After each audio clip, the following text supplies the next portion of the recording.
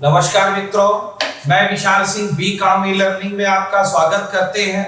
आज हम आपको इंश्योरेंस चैप्टर के अंतर्गत risk management of the insurance के विषय में बताएंगे।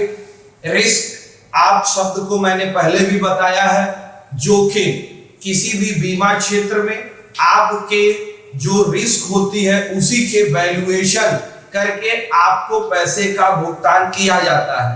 यदि रिस्क शब्द का कोई सामान्य अर्थ नहीं है, लेकिन कुछ डिफाइंड किया जा सकता है। यदि आपको कोई डैमेज, क्षति हुई है, दुर्घटना हुई है, या किसी भी फायर, आग लग गई है, चोरी लग गया है, तो इसका हम एक इंश्योरेंस सेक्टर के आधार पर वैल्यूएशन करते हैं और वह राशि आपको प्राप्त होती है। इस रिस्क के विषय में नेक्स्ट है आपका टाइप ऑफ रिस्क। नेक्स्ट उसके विषय में हम आपको बताएंगे factor limiting of the insurable risk. बीमा के क्षेत्र में क्या फैक्टर करता है, और लास्ट सबसे इसका चैप्टर होगा risk management of the process, जिसको 3 स्टेप में बताया गया है। ये टोटल रिस्क मैनेजमेंट के अंतर्गत बताइए। प्रथम आप देखना चाहेंगे टाइप ऑफ रिस्क। फर्स्ट होता है फाइनेंशियल रिस्क। नाम से ही क्लियर हो गया, on monetary term, monetary damage. जो भी आपको बिजनेस में मुद्रा के रूप में नुकसान होती है, चोरी हो जाना, टूट फूट जाना, रेंट संबंधी न होना, जिसका वैल्यू आप रुपए में निकाल सकते हैं, उसे हम कहते हैं फाइनेंशियल रिस्क। नेक्स्ट है non financial risk. Non financial risk जो मुद्रा में नहीं है। आप कोई काम करते हैं, आपके गलत निर्णय के कारण कोई नुकसान हो जाता है, रॉन्ग चॉइस हो जाती है, रॉन्ग डिसीजन हो जाता है। ऐसे डिसीजन को हम मुद्रा में वैल्यू नहीं होता, इसे हम नॉन फाइनेंशियल रिस्क कहते हैं। Pure risk. Pure risk means loss होगा या नहीं होगा, यह कोई शब्द निर्भर नहीं करता, उसे हम कहते हैं प्योर रिस्क। प्योर रिस्क के अंतर्गत आप पर्सनल रिस्क, प्रॉपर्टी रिस्क या डैमेज, कई प्रकार पर्सनल व्यक्तिगत हो सकते हैं, आपके संपत्ति संबंधी हो सकते हैं, या आपके बिजनेस संबंधी रिस्क हो सकते हैं। यह समय पे डिपेंड हो सकता है कि रिस्क है या नहीं है। Speculation of the risk. Speculation of the risk जो स्पेशली किसी विशेष कंडीशन में, जैसे आपकी फैक्ट्री है, तो फैक्ट्री में सामान स्टॉक रखा हुआ है, वो डैमेज हो जा रहा है, मशीन में किसी प्रकार की क्षति हो जा रही है, तो स्पेशल कंडीशन पे वो क्षति होती है, जिसे हम कहते हैं speculation risk. Fundamental risk. Fundamental risk मतलब यह फंडामेंटल रिस्क एक व्यक्ति का, एक बिजनेस का नहीं होता है, यह सामूहिक रूप से नुकसान, जैसे बाढ़ आना, प्राकृतिक आपदा। अभी प्राकृतिक आपदा, बाढ़ आ गई, तूफान आ गया, किसी प्रकार के बुलडोज वगैरह आ गए, जिससे ये नुकसान होता है, पूरे व्यावसायिक स्थिति को नुकसान होता है, उसे हम कहते हैं फंडामेंटल रिस्क। नेक्स्ट है आपके लिए पर्टिकुलर रिस्क। पर्टिकुलर रिस्क एक व्यक्ति, एक व्यवसाय, एक कंपनी को नुकसान है। ए को नुकसान होगा तो बी को नहीं होगा। चोरी एक कंपनी में हुई तो इंश्योरेबल एक कंपनी का माना जाएगा। तो यह ध्यान रखिए, पार्टिकुलर रिस्क एक व्यक्तिगत होता है। नेक्स्ट इंपॉर्टेंट चीज मैं आपको बताना चाहूंगा, factor limiting of insurable risk. आपको बीमा क्षेत्र में, इंश्योरेंस के क्षेत्र में जो विशेष नियम बनाए गए हैं रिस्क के संबंध में, वो बताना चाहेंगे।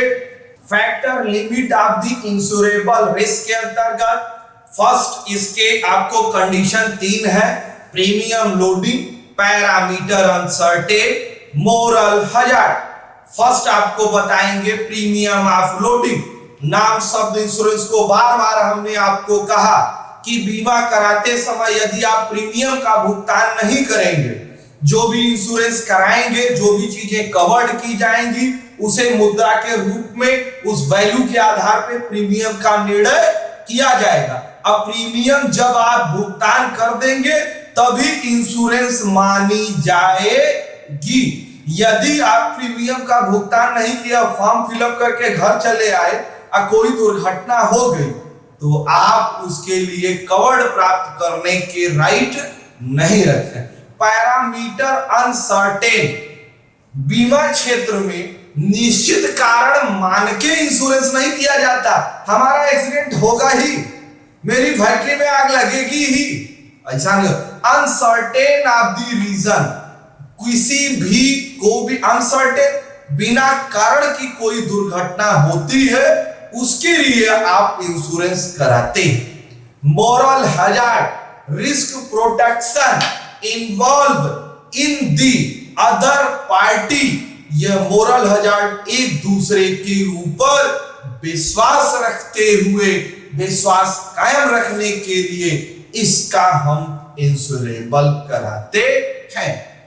रिस्क मैनेजमेंट के अंतर्गत इंपॉर्टेंट चीज है आपके लिए process of the risk management. जोखिम के प्रकार क्या हैं? जोखिम के 3 प्रकार हैं। जोखिम को कैसे हम मैनेज करें, कैसे हम भुगतान करें, क्या कंडीशन होती है। Step first, risk assessment analysis. Step 2, risk valuation analysis. Step 3, treatment of the response. First आपको बताएंगे risk assessment analysis. Risk assessment analysis जो जोखिम संस्था, संगठन या आर्थिक, सामाजिक, किसी बिजनेस, फैक्ट्री, हॉस्पिटल और फाइनेंशियल, नॉन फाइनेंशियल फैक्टर को हम एनालिसिस करते हैं और उसका हम इंश्योरेंस करते हैं। असेसमेंट मतलब उसकी परीक्षण करते हैं। Second, valuation of risk. हम किस प्रॉपर्टी का रिस्क करेंगे तो उसकी वैल्यू निकालेंगे, उस पर प्रीमियम का निर्धारण करेंगे, तब कोई कैजुअलिटी होने पर वह पैसे हमें प्राप्त हो। बिना वैल्यू का इंश्योरेंस शब्द स्टार्ट होता ही नहीं है।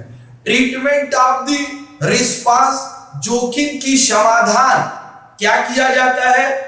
जोखिम को इन विधियों के अंतर्गत की जाती है कि मिनिमम आपके लिए कम से कम लॉस होने की संभावना, जो डिस्काउंट मेथड से, स्पेशल बचाव के कारणों से हम उसका समाधान करते हैं।